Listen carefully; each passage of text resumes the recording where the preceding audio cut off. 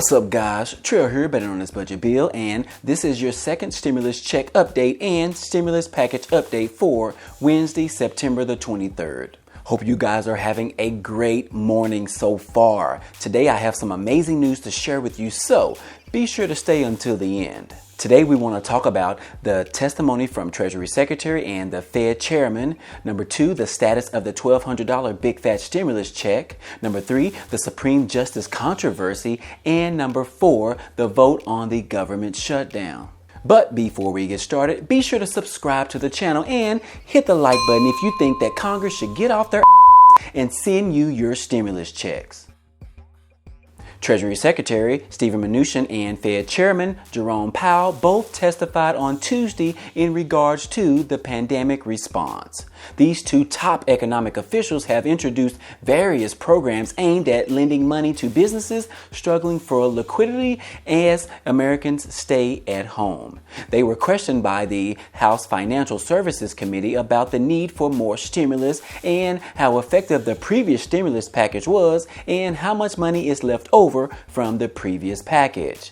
They were also questioned about the need for more fiscal policy in regards to another government shutdown.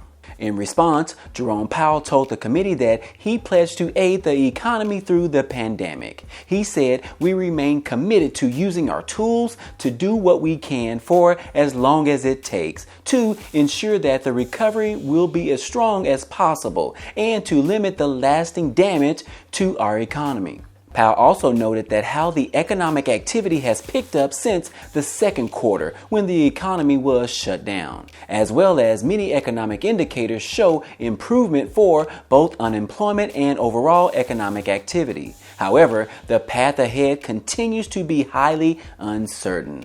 In other news, the latest stimulus package negotiations have taken a new back seat because now the focus for Congress is the selection of the Supreme Court justice. And because of that, there is a lot of controversy around this issue because Americans feel like politicians were in no hurry in getting support for the people who are struggling, but they are quick to rush to sign a person to the Supreme Court.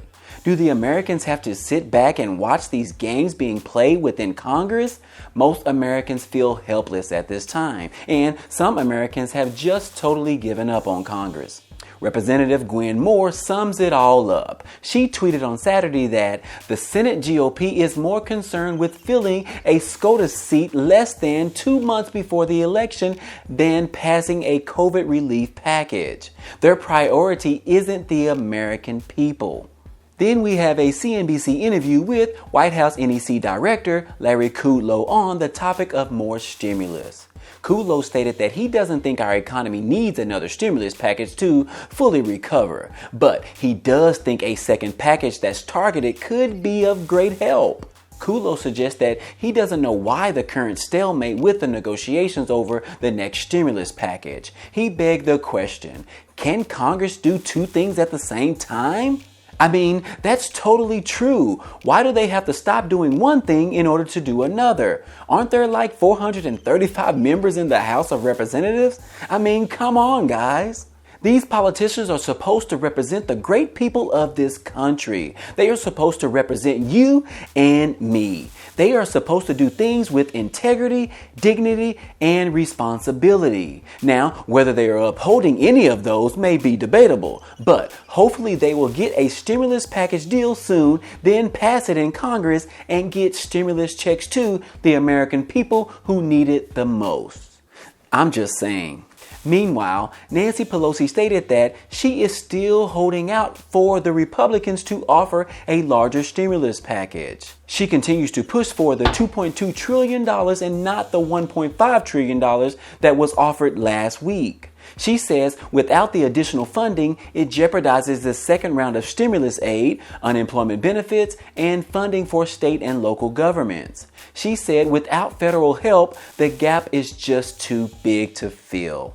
Then President Trump tweeted on Tuesday that he will be announcing his Supreme Court nominee on Saturday from the White House.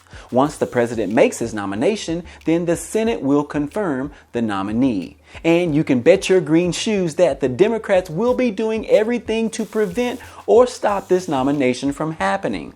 And then our country is also facing another government shutdown. The original vote on the stopgate funding bill was scheduled for Tuesday morning to avert the government shutdown. Well, things got in the way and the House decided to postpone their vote. However, late Tuesday evening, the House passed a temporary government-wide funding bill with multiple bipartisan votes.